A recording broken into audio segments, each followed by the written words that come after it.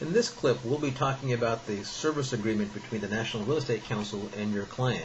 Take the time to print the service agreement, and let's go through this page at a time. If you haven't already printed it, stop this clip, print out the service agreement, and restart this. On the first page of the agreement is a letter to your client. It's fairly self-explanatory. It's just a letter. The next page is actually the first page of the agreement, and this is where the agreement begins. First page, again, self-explanatory. It says on the top, application for NREC debt negotiation service. Write in the client's name and their address.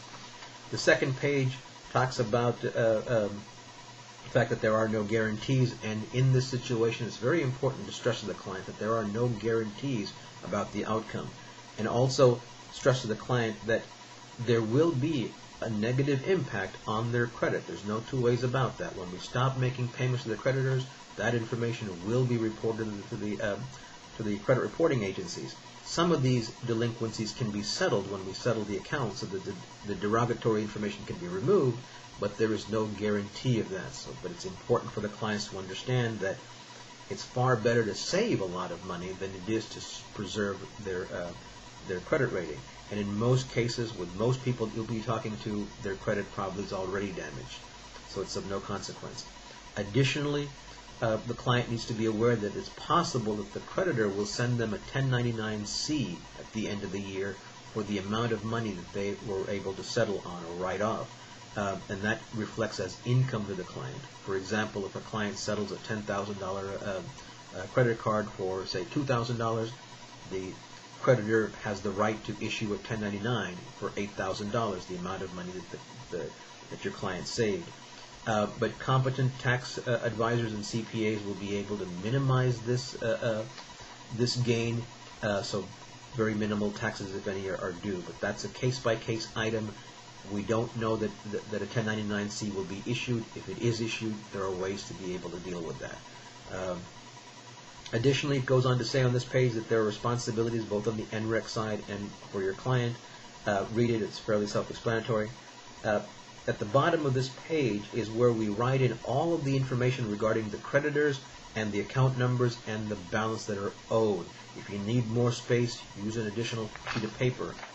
On the next page, you would write in the total outstanding debt, adding up all of the remaining balances and totaling it here, and then also totaling the total number of accounts. So how many accounts are we settling? So write that information in, and the client would be asked to initial below here. It's saying that this agreement can be amended should an account be added later, or if an account is deleted for whatever reason. Your client may at some point want to pull a particular account out, or later find out an additional credit card or an additional loan they had that was not included here, and they'd want to put it back in. The next item on this page talks about the settlement fees.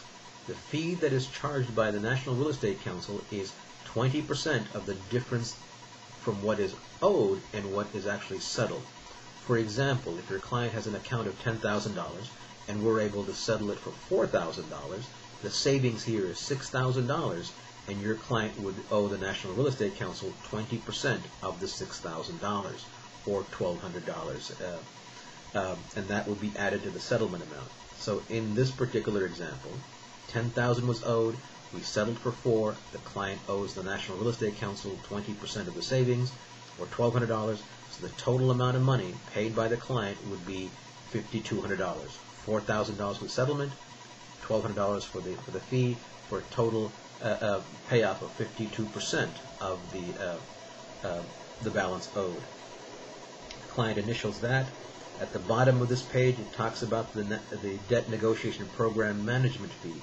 The management fee that we want to collect at the very beginning is 5% of the total outstanding debt. On the top of this page, you've written the total outstanding debt. Our first goal would be to see if the client is able to financially pay the total 5% right now. If they are not able to do so, then the first check to the trust fund should be what they normally would be paying to the creditors every month. In the example that we saw with the Debt Settlement Agent Basics video at the top of this page, for example, if the client has payments every month they make that are a total of, say, $1,500, and what is reasonable for them to make is $700, then the first payment really should be the $1,500, which is the payment they normally would be making, and then subsequently they will begin to make the reduced item payment, which they can make. So collect as much as is possible. On the next page, we're talking about the escrow account. The escrow account is opened by us with a neutral escrow company, which is essentially a bank, and they will send bank documents and agreements to the client. And it's important that we stress, as it says under the escrow account, that this account shall and always remain the property of the client and may be withdrawn or closed at any time by the client. This money in the trust account belongs to the client. The next items are fairly administrative in nature. Take a moment to read through them. And if you have any questions about them, please contact me at your earliest convenience. The next 2 pages of this are need to be notarized. The first of the 2 pages says limited power of attorney. This is a document that needs to be notarized, and this is the document that we use that gives our negotiators the authority to negotiate on behalf of the client. Without this document, we have no authority to negotiate. So have the client fill this out, sign it, have it notarized wherever your client happens to be. I'm sure there's a notary not too far away. And the final document is the cease and desist order, which also needs to be notarized. And this is a document that is provided to the creditors that makes them stop making telephone calls to the client. This is an extremely important document for many of your clients who are getting harassing telephone calls. This document, the cease and desist order, will stop the harassing telephone calls. And the client will be put on notice that if they need to communicate with the client, they will do so through the mail, or they will contact the National Real Estate Council.